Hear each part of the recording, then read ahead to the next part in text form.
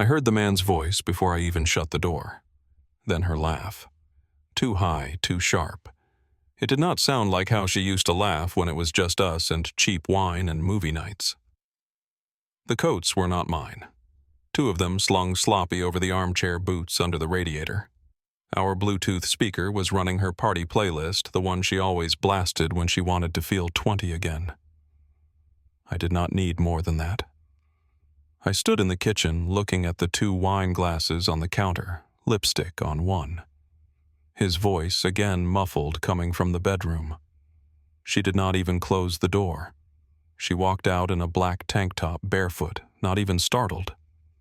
She leaned against the door frame like I was just another errand she forgot to handle. "You have been distant for months, Michael Turner," she said, brushing her hair behind her ear, married to deadlines. I did not say a word, just stared at her for half a second longer than I should have, then grabbed my keys and my laptop bag off the chair. "Seriously, that is your move," she called after me. "Quick note." I did not turn around. I did not slam the door either. I walked out into the wind. Snow was already coming down hard, hitting sideways against the cars lining Cedar Street. I walked 3 blocks without thinking past the diner, past the shuttered florist until I stopped under a busted streetlight and just stood there breathing. That was all I could do without screaming. I felt like a complete fool. My own place was still rented out. I had signed the lease through mid-February to float my half of the mortgage on our shared condo. Ashley said we needed options if things went south. I guessed she was already planning her exit. I turned around and went to the only place I could, the office. Riverstone Media was dead quiet that time of night. I swiped in and took the back hall to my edit bay, pulled the blackout curtains, dimmed the desk lamp, and opened my laptop like the world had not just kicked me in the ribs. I could not even get into my own apartment. I just sat there trying not to picture what she was doing in that bed. Walter Briggs, our night security guy, knocked twice and handed me a mug of peppermint tea without saying a word. He was one of those old union men who knew when to talk and when to shut up. I nodded. He nodded back. That was all we needed. By morning, she was there. Ashley was in my office, standing like she owned it, like she had not ripped the floor out from under me 12 hours earlier. "You did not come home," she said, arms crossed like I was a teenager who missed curfew. "Very unprofessional." I kept quiet and stared past her at the blank wall. Her tone shifted. "Quiet now, just for me. Without me, you are nobody here, Michael Turner." Right on cue, Derek Sullivan walked in. That fake slick smile of his like everything was a photo op. He always hovered around Ashley, always called himself a consultant like that meant anything. "We are restructuring," he said, sliding into my space. "Consolidation of verticals, brand refresh, nothing personal." Ashley stepped closer and said it plain. "Consider this your separation from duties. HR would be in touch. I kept my back straight. I will take my personal files and my final check." She smirked. "Walter is under instruction not to let you back in." By noon, my badge stopped working. I stood at the glass doors holding my laptop bag like it was a lifeline. Walter buzzed me out, his eyes low. He texted one word after. "Sorry." As I stepped into the wet snow, someone brushed past me in the lobby, black wool coat heels clicking like she knew exactly where she was going. Rachel Morgan, the owner's daughter. She did not recognize me, but I knew her face from every investor deck I had ever been forced to read. She stopped just long enough for us to shake hands. Her grip was warm. Then, that thing hit me. The static, the tight pull in my ribs, the warning. I saw it clear as a headline behind my eyes. A black Cadillac SUV nose down in a drift. Steam rolling off the hood, smoke curling in the cabin. Mile marker 48. I let go of her hand. "Do not take your Cadillac north tomorrow," I told her. She tilted her head. "I have a 10-hudder in Providence." "Then do not take that car," I said. "Not north. Not tomorrow." She blinked once, real slow, then walked away. I told myself it was just nerves. Just editorial gut. but the picture stuck in my chest like a lit match, and it would not go out. The lock did not click. I tried twice hard, and it was useless. Ashley had changed it. I stood there on the stoop with snow hitting sideways, one hand on the knob, the other stuffed in my coat, and I just laughed once, short and mean. She had done it fast. Same day, fast. That was her. When she cut you loose, she did not leave a fray. Nothing left but bone. I waited 15 minutes like a stray. My nose burned and my jeans were damp to the knee. Nothing. No lights came on. No apology. No second thoughts. I gave up, got back in my Nissan, and aimed north. Grandma's place sat 92 miles out past the state road and the river cut, out where the highway ends and the land flattens like paper. She raised me out there. No parents, no safety net, just her. A small garden and a fireplace that ran hot until it did not. She used to say, "This house will hold you when people will not." I kept both hands on the wheel and my eyes on the lines. The heater coughed, the engine wheezed on hills, but it kept moving. Wind battered the glass like fists. That whole drive, not once did I think about where my career went. I only thought about how quiet the house was going to be and whether the roof patch had held. An hour out the county road started disappearing under drifts. I made it as far as the plow berm and had to park it. Beyond that, the tires spun, and I was not about to die proving a point. I got out, wrapped my scarf high, and started walking. Each gust sliced like a blade. The snow stung through my gloves. I counted fence posts and focused on the ground. About halfway, I heard something I was not expecting. A weak voice, then a hollow thud. I looked down the ditch and saw Linda Harmon face down in the snowbag, scattered one boot missing. Her coat was half open, groceries in the ditch, canned beans, paper towels, a bent loaf of bread. Her glasses were askew lenses, frosted. She had known me since I was 12, gave me peanut brittle on Christmas. I yelled her name, got nothing but a groan. I could not carry her, not without dropping her. My fingers were already numb. I scanned the road, then saw an old sled leaned against a fence like someone meant to fix it one day and forgot. It was half cracked and missing a rope. I dragged it over, tied her coat belt to the crossbar, and loaded her on with one bag tucked under each arm. Then I hauled. Step brace pull, step brace pull. My hands screamed. It took 15 minutes to reach her place. Ray Harmon opened the door in socks and a flannel shirt, his eyes wild. He helped me get her inside, offloaded the bags, and wrapped her in 2 quilts while muttering, "Stubborn woman." She came to enough to call me her little proofreader, which made me want to laugh and cry at the same time. I told Ray Harmon I would come back tomorrow with salt for the path. Then I kept going.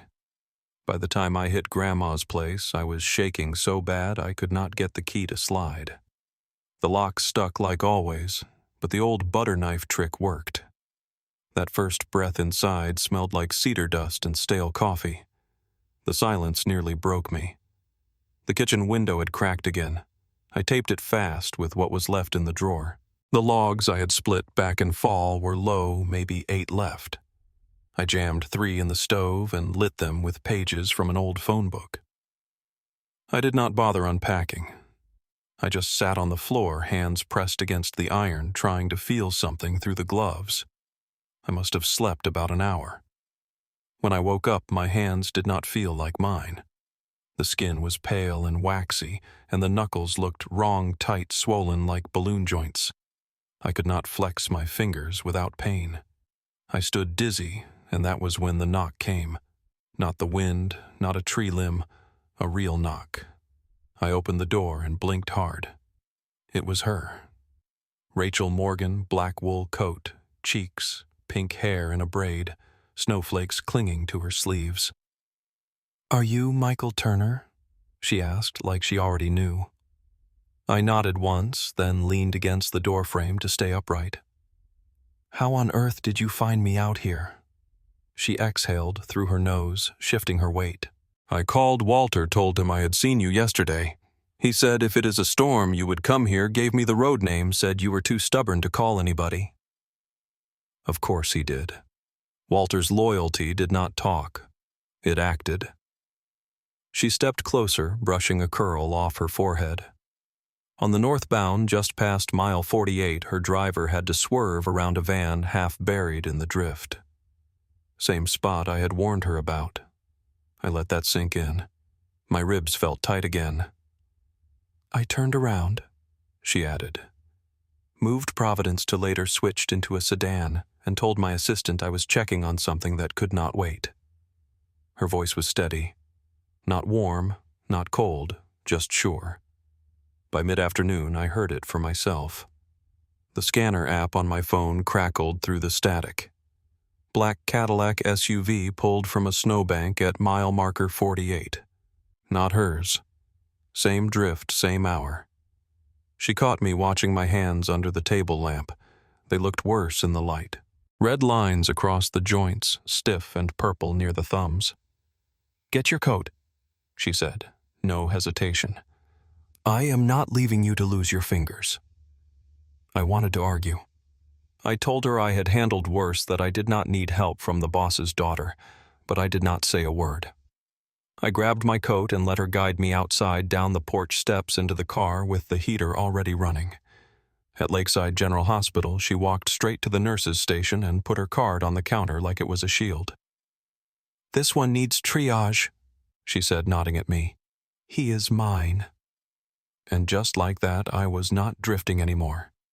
The intravenous drip clicked steady at my side. My hands were wrapped to the wrist, thick and white, like I had stuck them in cake frosting. I could feel them pulsing, not with pain. Just that weird numb pressure that told me I was one bad night away from worse. The nurse walked in grinning like we shared a joke. "Your wife is a force," she said, checking my chart. "I am not married," I mumbled. She snorted. "Then she is your boss." She left, still laughing. Rachel Morgan was in a plastic chair near the window with a legal pad and pen. No makeup hair in a knot that had clearly been redone more than once. She looked like she had not blinked since I had passed out. She glanced up. "Your last name?" she asked, tone even. "Turner." I nodded once, slow. She nodded back. Walter confirmed. "Said you were stubborn but straight." That tracked. She sat forward, elbows on her knees. "Does that thing in your chest, whatever it is, ever get it wrong?" I shifted on the pillow. "It is not magic. It is just gut instinct. Editor's instinct, maybe. You warned me about the road." "That was not gut. I do not call it visions," I said flat. "I do not need to believe in something to use it." "Call it what you want," she said. "I am listening." She flipped a page on the pad, scanned a note, and let out a breath. "I think Ashley and Derek Sullivan are bleeding Riverstone media. My mother has been hearing chatter through the foundation. Expenses do not match projects. Things feel off." I did not move, just watched her jaw tighten. "I want to build something honest," she said. "I am done playing inside the machine. I need someone who smells rot before it spreads." I said nothing. "I will cover your treatment. Give you a desk. Temporary setup for now, war room style. We will run lean, separate slate, different books." I blinked. "I do not want to be rescued." "I am not rescuing you," she said, voice like steel. "I am hiring you." The room went quiet. Only the IV drip filled the silence. "My dad wants me to stay on script," she added after a beat. "Keep the deals he signed. Marry the guy he picked. Look polished for the shareholders. How is that working out?" She smiled without warmth. "He still thinks Kevin is an asset." I cocked my head. "Why me?" She did not even blink. "You warned me when you did not have to. And Walter says, you have been carrying an imprint lead's weight for 2 years without a title bump. That is not a guy looking to coast. That is a guy who wants things right. Right then, the doctor came in, young, fast-talking clipboard in hand. "Frost nip and some infection risk," he said, flipping pages. "You got lucky. We caught it early. 2 weeks in, wraps some PT after. You will be near normal by week 6 if you do not do anything dumb. No hero moves." I looked at my hands. Guess I will learn to type with oven mitts. He chuckled, scribbled something, and walked out. Rachel stood and grabbed a paper cup off the windowsill. "I brought you coffee." I sipped it. It was awful. She opened her bag and pulled out a beat-up paperback. "This manuscript yours?" she asked, flipping to the margin notes. "Final edits before I got canned," I said. "Author is green but has teeth." She pointed at a sentence I had circled. "Why, this one it is overwritten. Trying too hard." She nodded. "You see straight." I did not answer. But for the first time in days, my breath came without drag. It was not the meds. It was her sitting there asking real questions, reading the pages like they mattered, like I still mattered. 4 days in, she came back with a canvas satchel and dropped it on the tray table beside my water cup. "What is this?" I asked, not touching it.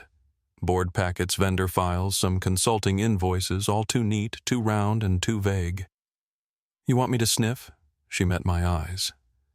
"Tell me if I am wrong." I tilted my head. "You are not." She pulled the chair closer. "I have been hunting dead air since last spring. People using old contracts to hide new moves. Derek keeps recommending vendors he trusts, but every time he says that, I hear a number behind it. You said your mom heard rumors about what middleman deals, kickback soft billed hours, basically old school skimming dressed up like optimization. And you think Ashley is in it with him? I think she runs it and Derek is her inside arm." That lined up with what I had suspected for months but never had proof of. Every time I had flagged a contract, Ashley buried it in meetings or rewrote the scope to look clean. Rachel pushed the satchel closer. "I need a second set of eyes. Someone who has been inside but is not scared of the names." I asked the question I had not wanted to ask out loud. "What about Kevin Harper?" She leaned back like the question left a bad taste. "He thinks I am setting up a passion project. Said I should focus on foundation optics and leave operations to real players. That is language. Every word." I shifted, wincing. "You do not want a project. You want a reckoning." She did not deny it. "I am in," I said, "but only if I see the whole map. No half-routes. You will get it. Everything I have." I reached out with both bandaged hands and nudged the satchel closer. My knuckles throbbed, but I needed to touch it. Needed to feel like I still had skin in the game. "This one," I said, flipping through the stack and pulling a line item invoice marked Consulting 3rd Quarter Rollover. "Smells like bleach." She grinned, eyes tired but sharp. I knew it. She gave me the guest room on the 2nd floor. Window facing a half-bare maple. Room was plain. Fresh paint, clean sheets, no art. Just a folding chair and a sturdy desk. Like she knew I would use both. "This is not charity," she said, standing in the doorway. "Clock starts at 9 sharp. "I am up before that anyway," I told her. "I know," she said, and shut the door. The next morning I heard him before I saw him. His laugh echoed off the walls. Kevin Harper, perfect posture, perfect teeth, loafers, even inside. His kind of confidence was not built, it was performed.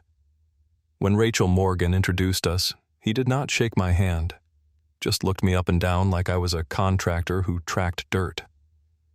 "So, this is the editor," he said. "The one with the psychic weather reports." Rachel did not flinch. I did not either. He leaned in a little. "What do you do now?" "Ghostwrite horoscopes, read tea leaves between chapters." I looked at him once, then went back to my coffee. At dinner, he tried again. Question after question, how long I had been out of work. Whether I liked living off charity if Rachel was starting a side imprint or a rescue shelter. Rachel set her fork down and spoke without looking at him. "He is my pilot. He is here because I asked." Kevin smiled wide, showed all his teeth, and shut up. After that, things settled into a rhythm. Mornings. I reviewed vendor packets with a spatula stuck under my arm because my hands still hated gripping anything tighter than a coffee cup. I made an omelet on the third try, burned the first over, salted the second. Rachel ate the burnt one and said it tasted like pride. I almost believed her. The townhouse was not rich, not like you would expect from someone in her position. No marble, no glass walls or expensive sculptures. Just dry erase charts taped to the fridge, timelines and names on index cards stuck to a corkboard in the hall. One shared printer. No assistants. Rachel Morgan ran meetings at the kitchen table. 40 minutes max. No tangents, no buzzwords. It felt like breathing real air after years of choking on slogans. One afternoon, Derek Sullivan just showed up. He claimed he was dropping by to say hi, but the way he scanned the kitchen said otherwise. Rachel kept it polite. I kept my eyes on the folder I was tagging. Then he pulled a slick white card from his jacket and slid it toward her. "New auto service partner," he said. "Same group we are trying to use across fleet. You should get ahead of it. Standardize." I picked up the card, scanned it fast. Same logo from the vendor list I had flagged 2 days earlier. One of the shell companies. He had used an old return label address from before we locked the files. That told me everything. He looked at me like I was not supposed to be in the room. I slid the card back across the table. "She is not interested." Derek chuckled. "Did not realize you spoke for her now. She has ears. She can tell you herself." Rachel stood up then. "Thanks, Derek. I have got it from here." He left without pushing. That night, I stopped by Ray Harmon's place after therapy. Left a box of rock salt on his porch with a sticky note. "For the ditch path. Sorry again for the sled. No signature, just that." Back at the townhouse, the air smelled like rosemary and something roasting. Marion Rachel's mother was on speakerphone. Her voice was low, slow bookstore soft, the kind that settles your shoulders without trying. She asked Rachel what I had eaten. Said it like a habit, like she already counted me in. I did not know what to say to that, so I kept peeling carrots while Rachel lied and said I had made stew. At night I started sleeping again. Not deep, but real. No more dreams of fog and wire. I dreamed in lines again, scenes that made sense. I told myself the heat I felt in my chest around Rachel was relief. Just relief. Kevin Harper started coming home later, always with some donor story, some crisis that needed him urgently. One night he looked pale and talked about a minor health scare his doctor was monitoring. He said the words fast, like he had practiced them. "Something in my enzymes," he told us over Rosado. "They are watching for early markers. Could be nothing. Could be not nothing." Rachel looked concerned, but did not rush to ask questions. The next day, Kevin Harper mentioned a therapy. Crazy expensive. He said like $17,200 a round. They were looking at 7 rounds. A week later, it was a different number. Closer to $13,400, he said this time. Insurance might only cover part, but he would figure it out. By the third version of the story, he had landed on $8,400 a week, maybe for 12 weeks. No test names, no facility, just vague clinical terms and shifting math. Rachel asked calmly, "Do you have paperwork?" He nodded. Yeah, I will send it over. It is in my inbox somewhere." He did not. The morning after Kevin dodged Rachel's request for paperwork, we sat across from each other in a yellow-lit cafe on 7th. The place smelled like burnt espresso and warm bread, the kind of place where every table wobbled a little. Rachel spread papers across the laminate surface like she was mapping a battle. "This is the Clearview slate," she said, tapping her pen against a hand-drawn chart. "Separate from the old books. Clean lines, long-form projects. Transparent ad rates, no kickbacks, no middleman add-ons. Every vendor line gets a real scope and a real contract with a real phone number behind it. I looked over the layout. It was ambitious, but it was not fantasy. You will get pushback, I said. People like fog. Fog hides hands. I do not care if they like fog, she said. I care if they can stand in daylight. It felt good to hear it. Really good. I recruited 3 writers I trusted. Jenna Aaron and Marcus, plus Hannah, the sharpest copy chief I had worked with in my old imprint. I told them this was payroll straight. No games, no soft money, no waiting for signatures that never came. They all showed up ready, notebooks out, coats, dripping on the carpet of the townhouse. They looked hungry, in the best way hungry for work that did not involve watching their backs. We spent the rest of that week building the skeleton of the first slate, long-form pieces, narrative essays, a feature series about rural hospitals, a data-driven business report on small-town development. Rachel did not hover. She sat at the far end of the table and asked clean, simple questions. What is the story? What is the angle? What is the timeline? She listened more than she talked, which is rare for anyone raised in a tower of glass. Around midweek, Marion dropped by the townhouse with a paper box of scones. She knocked once, then let herself in, calling out, "I brought fuel," before we even looked up. She set the box on the table and looked straight at me. Her eyes were warm and curious, like she was cataloging a new book for a shelf she already loved. "You have quiet eyes," she said. "That helps you see." I did not know what to do with that, so I just nodded. Marion had that bookstore calm about her.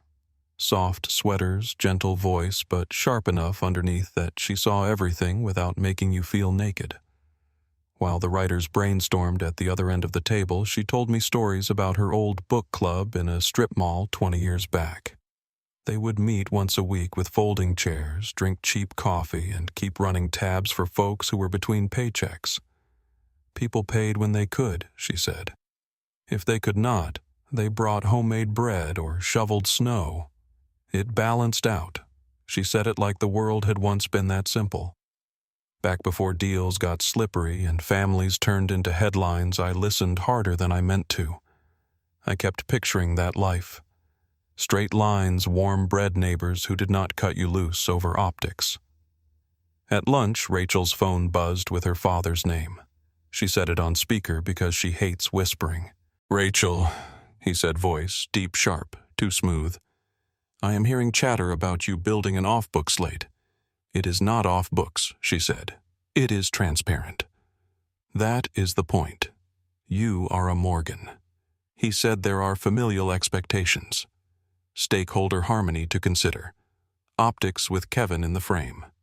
You know how this works. She leaned back in her chair, jaw set.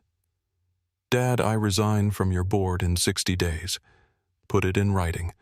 You do not own my decisions." A full beat of silence. Then he hung up. No goodbye, no warning, just gone. Rachel stared at the phone a moment, then slid it across the table to me. "You ever watch a tether snap and feel relieved?" "All the time," I said. "My grandma used to look off at nothing and say things before they happened. I write it off as gut now, but she called it a gift." Rachel tilted her head.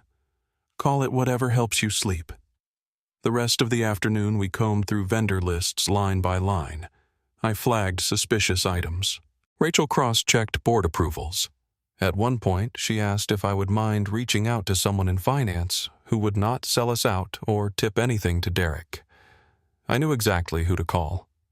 Diana Lee, VP of Finance, one of the only people in that building who treated numbers like truth instead of a suggestion. She came to the townhouse after work, wearing a gray coat and carrying a folder thick with printouts.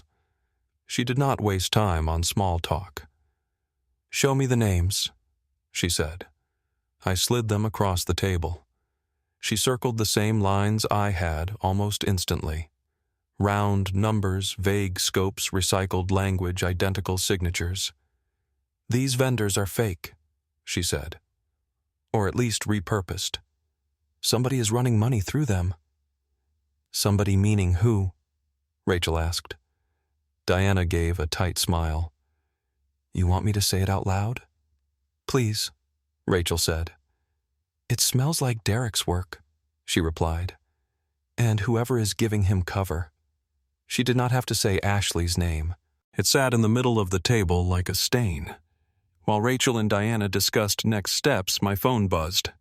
Kevin had sent her a picture, a clinic lobby beige tiles, a wristband on his hand, some generic pamphlet about recovery on the chair next to him. She held the phone up toward me like she wanted a second opinion. I studied the background. The glass pattern on the divider was familiar. That is the spa clinic on 48th, I said, keeping my voice low. They sell sleep pods and vitamin drips, not medical treatment. She stiffened. Just a small shift, but I saw it, felt it in the air. I appreciate you looking, she said quietly. I did not say more. Not my place. My job was to keep the slate clean, not untangle her relationship with a man who could not keep his story straight. Later, after the writers left and the townhouse dimmed to that warm evening glow, Marion pulled me aside in the kitchen while Rachel took a call. She poured me tea like she had done it 100 times. Do not let the big building chew your pieces, she said, stirring her own cup. It tried to chew mine and Rachel's. Keep who you are. I am trying, I said. Some days it feels like holding sand. She smiled. Sand can build foundations if you pack it with purpose. I did not know how to respond. I just nodded and sipped the tea. It tasted like chamomile and something steadier. When Rachel came back into the room, phone still lit in her hand, she looked between us like she knew exactly what had been said but would not ask. She just sat down, opened her laptop, and motioned toward the pile of notes on the table. Back to it, she said. And we did. We worked until the street lights flickered on outside the window, filling that little townhouse with the kind of focus you cannot fake. Clean, sharp forward. By week 6, I could close both hands again. Still stiff in the mornings, but I was back to typing with real keys and gripping coffee mugs without dropping them. The gauze was off. The work was sharp. The Clearview slate had shape now. Real writers on real deadlines, real vendors we could actually verify. That morning, Rachel handed me a folder and told me to meet a documentary director 2 towns over. Take the Jeep forward, she said. It is full on gas. I nodded, zipped my coat, but something in my chest pulled tight. That static again, ribs humming like a low-grade current. My gut the same one that had screamed under the street lamp outside our old place. The same one that pulled me off that road at mile marker 48, kicked hard. Tyler had joined us 2 weeks earlier, quiet, organized, and quick to learn. You still heading to the storage unit? Yeah, he said, flipping through labels. Taking the cab since I do not drive stick. You do not need to, I told him. Take the Jeep instead. Drop the delivery first. I will get a cab. He blinked. You sure? I nodded. Just feels like a cab day. He grabbed the Jeep keys, gave a thumbs up, and left. At 10:22, Tyler called my cell. He was shaking so hard I could barely understand him. Brakes, he said. They failed. At the intersection on Elm and 12th, I missed a box truck by like 3 feet, rolled right into a snowbank. I am fine, but man, that car is toast. The tow guy sent pictures. Undercarriage shot brake line sliced clean, no rust, no slow wear, just a knife cut fresh and surgical. I told Rachel, then drove straight to the garage. We parked the Jeep under lock. Diana showed up before I even finished signing the incident form. She walked the bay with the garage manager while I watched from 10 feet back. He will not meet my eyes, she said, walking over. You see that? Every time he lies, I said. She held up a printout. There was a purchase order last month for emergency brake service. Got waived. By who? She flipped it around. Derek Sullivan's login, dated 3 days before the invoice for fleet tune-ups we had flagged last week. Detective Sandoval showed up 15 minutes later, Long coat city-issued notepad, no small talk. He checked the Jeep, logged the photo evidence, and handed me a card. If this gets bigger, I can liaise with County PD, but you are going to need to keep that car preserved. You do not move it. Chain of custody matters now. He tilted his head at Tyler's name on the report. Why would someone want your kid assistant dead? I did not answer right away. Then I said, that car was supposed to be mine. He underlined it in his notebook and nodded once. Slow. Derek came by later that afternoon with 2 coffees and that fake casual smile like nothing ever stuck to him. Crazy about that Jeep, he said.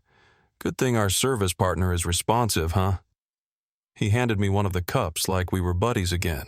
Then he dropped the name of the same shop he had pitched Rachel at dinner 2 weeks back. Said it like he was just being helpful. I did not drink the coffee. I went upstairs, opened the archive folder, and printed every invoice we had tied to that vendor. The name traced to a shell set up 9 months ago. No real office. Website was a 1-page template with a stock photo of a bay door and a contact form that did not return calls. The business address, a mailbox store on 7th. Rachel was in the back room when I handed her the file. She did not flip through it, just looked at the cover page, then went still. Owner on the state filings is Erica Dawson, I said. Ashley's cousin. Rachel's jaw did not move. She just exhaled slow. Host data on the website is privacy shielded, I added. But the IP traces to a laptop that logged in from Riverstone Media's guest Wi-Fi 4 weeks ago during one of Derek's strategy sessions. She did not raise her voice, did not panic, just said, "Put this in a folder. Do not send it anywhere yet." Why? I asked. Because timing matters, she said. And if we are going to set fire to the whole thing, we need it to burn through without smoke. That night, Kevin came home looking like he had not slept in a week, hair messy, pale under his expensive coat. He dropped into the dining chair and said, "Doctor wants me on targeted antibodies, 8,400 a week. Might need 7 rounds." Rachel looked up from her tablet. "Did you talk to your insurer?" He nodded like a bobblehead. "There is a hiccup, coverage gap. Mix up with the paperwork. They are fixing it." Then he leaned forward. "I just need a bridge. 2 weeks. You float me the first 2 and I will cover the rest." She did not answer right away, just tapped her pen once against her water glass. "Bridge loans do not exist between partners," she said. His eyes went wet. "Rachel, come on. You know what I'm dealing with. I am asking for documentation, not a fight. I do not have it yet." "Then you are not getting the money yet." He stood up like he was going to throw something, then stopped. Left the room without another word. I watched the whole thing without saying a word. I still wanted to protect her. Even after all this, even when I knew she did not need it, even when the lines were this clear, which is a dumb thing to say about a woman like Rachel, she did not need a shield. But something in me wanted to keep her from having to do this alone. So instead of opening my mouth, I made soup-chopped carrots and garlic while Kevin sulked in the spare room, and Rachel answered emails like nothing happened. That night, I could not sleep. My brain kept running the numbers, the timelines, the angles of the cut line on the Jeep. I saw Tyler's face on the phone when he called pale, shaking. Could have been his funeral. Could have been mine. I dreamed of steel snow and a gloved hand reaching for a frozen door handle. I woke up in a sweat. I got up, pulled a notebook from the shelf, and wrote down everything I could remember from the dream, the exact position of the van. The sound the brakes did not make, the shape of the ditch behind the mailbox store on 7th. Grandma always said, "Write it down. It matters." I was not sure what it meant yet, but I knew the gut did not lie. Rachel's phone rang at 6:31. I was already awake, pouring hot water into a cracked mug when I heard her say, "Mom." And then nothing for a long stretch. Just breathing. She came out of the hallway, barefoot, phone pressed to her cheek, face white. "Marion collapsed," she said. In the shop, gripped a shelf. Clerk called 911. EMTs took her in. She is at Lakeside General Hospital. I grabbed the car keys without asking. The Hyundai was blocked in. We rented a 4-door from the corner spot, a heater barely working, and back windows that did not roll down. Highway alerts said no commercial trucks past exit 6 due to wind. We drove anyway, 3 hours cold, seeping through the seams. I held the GPS while Rachel gripped the wheel and asked me to read the texts as they came. One from a nurse. Stable for now. Mild arrhythmia. She is asking for you. The road's blurred gray-blue trees stiff with frost. We did not speak more than a handful of words the whole ride. At the hospital, the nurse took us back for a 10-minute visit. Marion looked small in the bed, smaller than I remembered. Her hair was messy and her hands trembled when she squeezed Rachel's. But she smiled when she saw us, that same soft smile she had given me over tea the week before. "It is nothing," she said. "Just stress and rhythm, words that float and mean nothing until someone makes them mean something." She asked if I had eaten breakfast. I said, "Not yet." After 10 minutes, they wheeled her off for tests. Rachel and I let ourselves into Marion's apartment with the emergency key. 1-bedroom tiny kitchen, a wall clock that ticked too loud.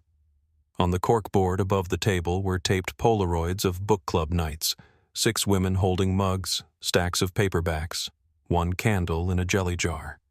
She stood in the middle of the room, staring at those pictures. "I hate this," she said. "I hate not being able to fix it." "You are here," I said. That is the fix she wanted.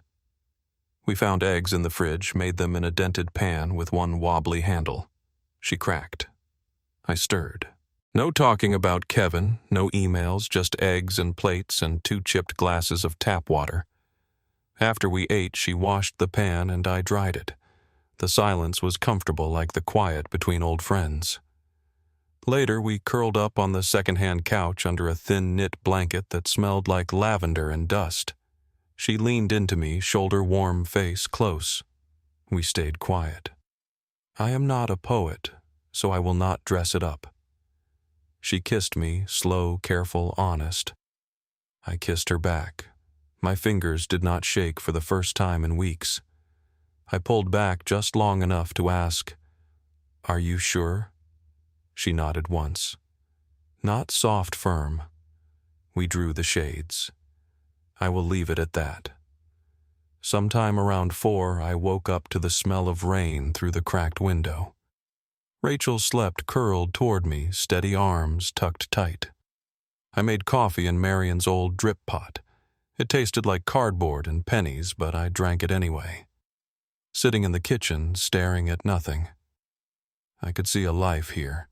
Small pieces, quiet mornings, grocery lists on fridge magnets. It did not scare me. Her phone lit up on the counter. A message from Kevin.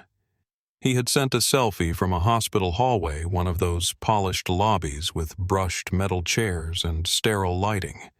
He wore a bracelet and a brave face. The caption said, "Fainted at an event, bad charts waiting on full panel. It was all performance." The knot in my chest returned. Not fear, something tighter responsibility history lines. When she walked into the kitchen wrapped in her coat, cheeks still flushed, I handed her the phone. She read it and took a long beat before speaking. I said, "I cannot be the other guy in someone's story." "I know," she said. "No triangles, no back rooms, no second lives. You and me, we do not carry half light. We do not survive it." Her eyes were tired, but she did not fight me. She just nodded once. Clean. I kissed her forehead, picked up my backpack, did not make a speech. The drive back to the city was long and silent. I did not turn on the radio, just counted mile markers and watched the clouds shift like bruises. By the time I reached my place, the sun had dipped behind the buildings and the wind was picking up again. The 1-bedroom was small, but dry. My tenants had moved out finally. The heat clicked on without sputtering. I tossed my bag inside and opened the fridge. half a carton of milk, a frozen pizza, and 3 leftover ginger ales from some old night I did not remember. I went heads down, kept working, kept chasing paper trails and calling vendors, and building the slate line by line. We had new contracts to vet and distribution deals to clean up. I kept the reports organized, the notes sharp. Rachel did not text, I did not call. At night I sat at the edge of my bed and listened to the fridge hum. Wrote notes in a yellow pad and drank bad coffee from the same chipped mug. The silence was not heavy, but it pressed in just enough to remind me where I was not. And when I missed her, which was most nights, it came in strange places like the empty hook where she used to hang her coat during war room meetings, or the smell of rosemary when I passed the produce aisle.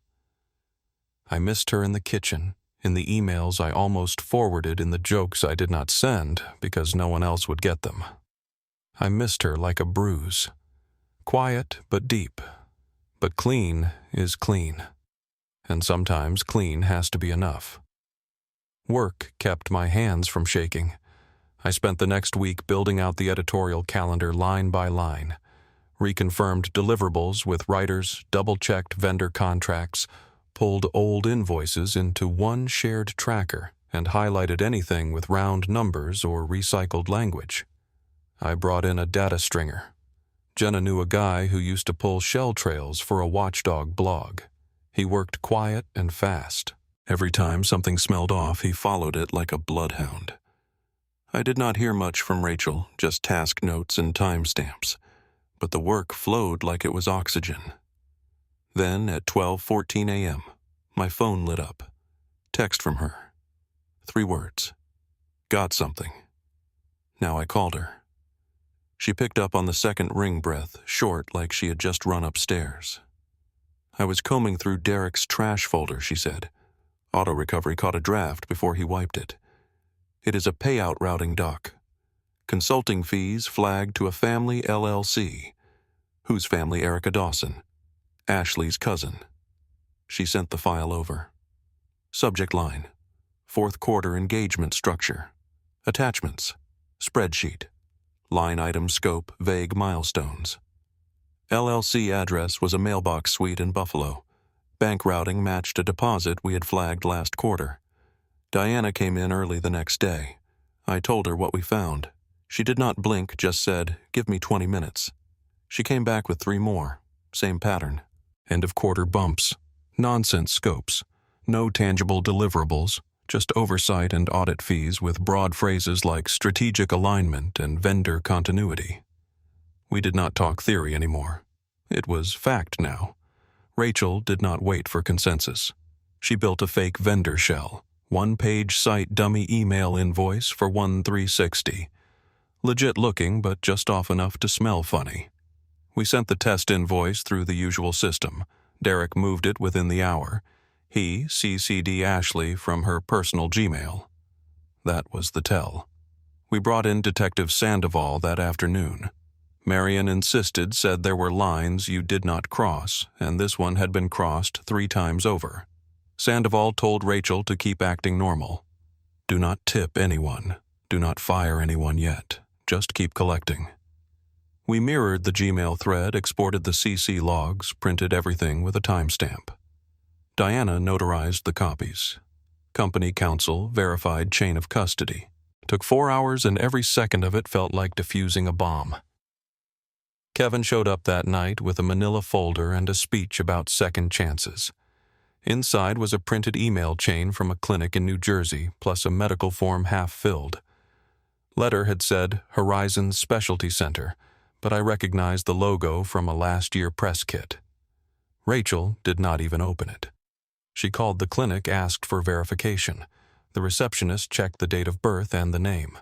No record, she said. Wrong branding, wrong format. And the number Kevin gave for the per-round cost had changed again. First it was $17,200, then $8,400. Now it was just a lot. His math did not hold water.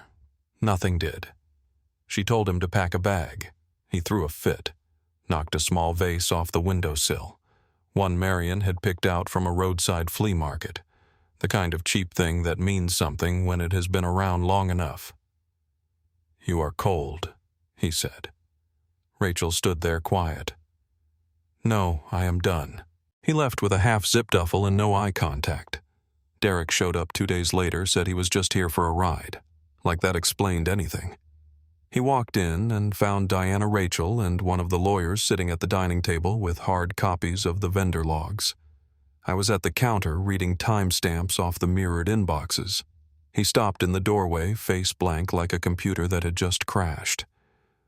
Rachel did not give him time to spin. We caught the invoice, the fake vendor, the Gmail CC. He tried to shift it fast. That was Ashley. I did not. She told me it was pre-cleared. I did not know it was not. Rachel slid the Slack log across the table. "You did." His face cracked, eyes wide, mouth twitching like he wanted to argue but could not find a grip. Then he cried. It was not an act. He broke in half right there, slid into the chair, and covered his face with both hands. Said he was sorry. Said he did not know how deep it had gotten. That Ashley made him believe it was survival. That it was just smoothing edges. He gave up everything. The shared drives, the Dropbox folder he thought we did not know about, backup receipts from his burner phone, even printouts of Slack DMs Ashley had sent, bragging about how she would keep Michael where he belongs and how bad breaks are easier than bad PR. That one hit me in the ribs. I did not react, just kept my eyes on the logs. Rachel stood up and walked to the hallway. She stood in silence for 2 minutes. Then she called her father. She told him flat, "I have documented fraud, unauthorized vendor pipelines, and attempted harm." His sigh dragged through the speaker. "If there is a way to slow roll this, we should. Appearances matter. The name matters. You are not just a person. You are a legacy." She did not answer. He went on. "If we take our time and manage this quietly," she cut him off. "I am recording this call. Silence for legal record," she added. "One-party consent. I have saved the file in 3 places. Goodbye, Dad." She hung up. Then she looked at me. I nodded. "Let us remove it completely."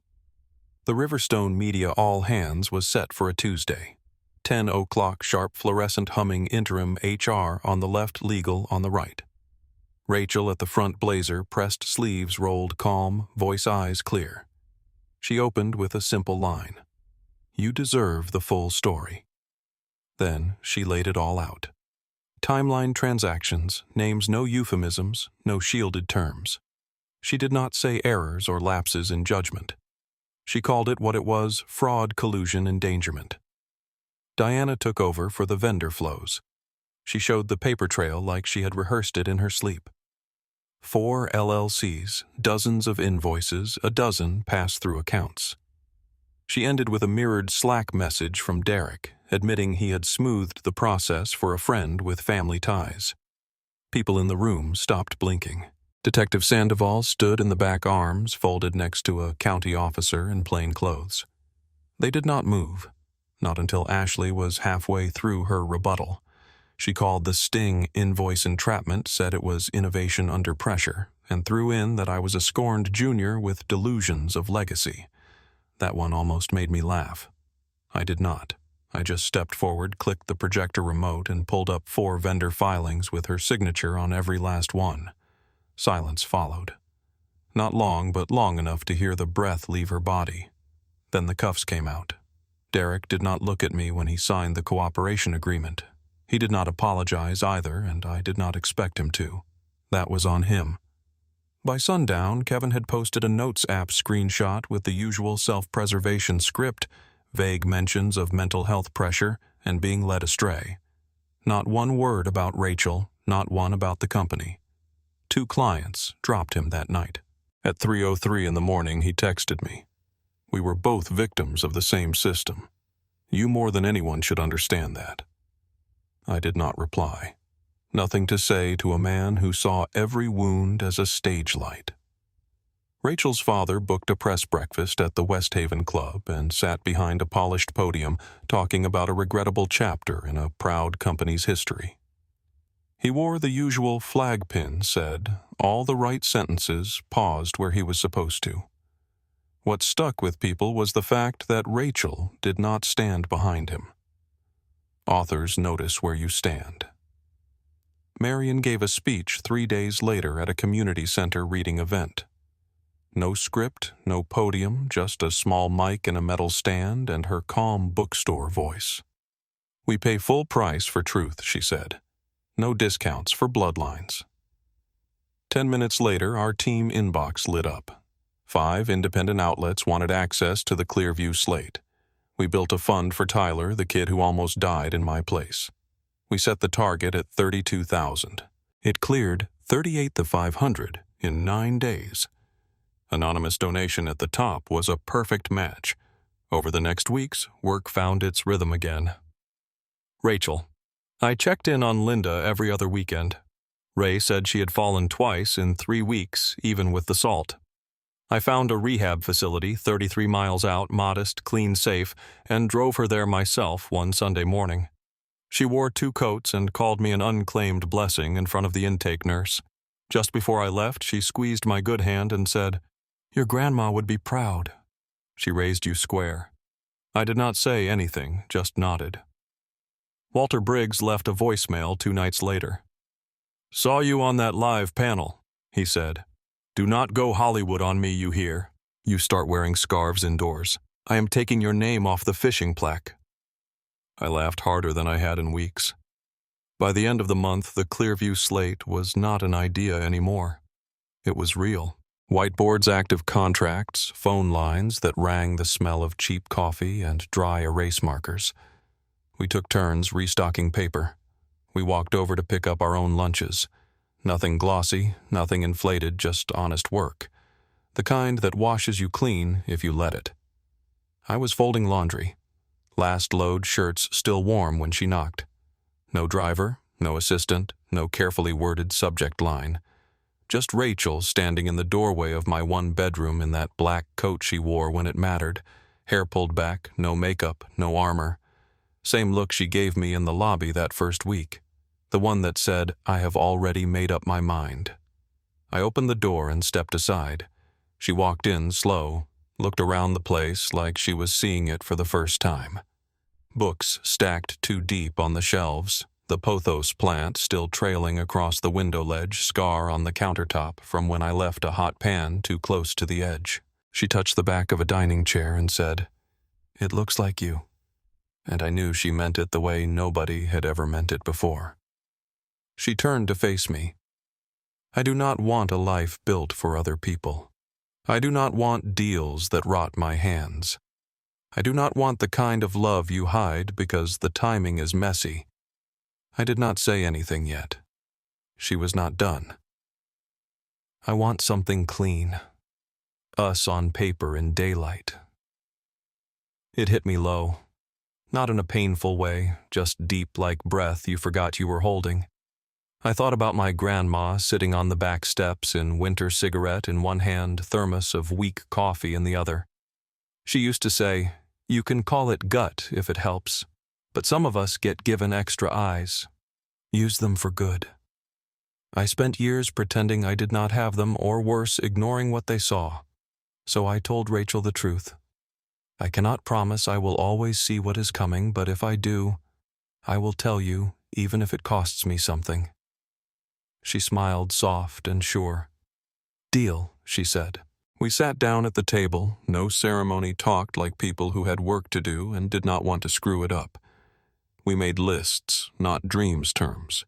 The kind of contracts we would sign and the kind we would not. How we would write payment clauses on the 1st and 15th. No floats, no delay buffers, formal anti-kickback language in every single vendor agreement. Transparency in authors splits, no shortcuts, no favors, no soft promises at conferences that turned into bad math 9 months later. We kept it real. I told her I had finalized my exit from Riverstone Media. All the paperwork was signed, boxed, and copied. She told me she had sent her father the audio file. He had gone quiet. No follow-up, no media spin. She had resigned her board seat. formally dissolved the engagement with Kevin in writing. No loopholes. The townhouse was hers now, clean. We did not toast, no playlist, no dancing in the kitchen. We ordered dumplings from a place on 7th Street and ate them on the floor with our backs against the couch. She took my hand halfway through a sesame ball, and I could feel the blood moving under my skin where the frost had once burned it stiff. Not a word was said about the past. Just two people in a quiet room on a bare floor making steady choices. I used to think a good ending needed spectacle confetti, applause, some kind of headline. Turns out a good ending can look like a quiet Tuesday, like steam-off takeout, like someone reaching for your hand without asking. It was enough, and if that same heat rose in my chest again, the one I had spent most of my life pushing down, I would not run from it. I would not give it a fake name. I would call it what it was, and I would follow it. Before you head out, let me throw something at you. If you were standing where I stood, would you choose the clean break or the honest risk? And if this story hit you even a little, please tap the hype button to boost it so more people can find it. Hit subscribe and like because it helps more than you think. And drop a quick comment. Anything from good story to what you would do in my place. Love you guys. YouTube picked this for you. Tap it. Let us see if they guessed right.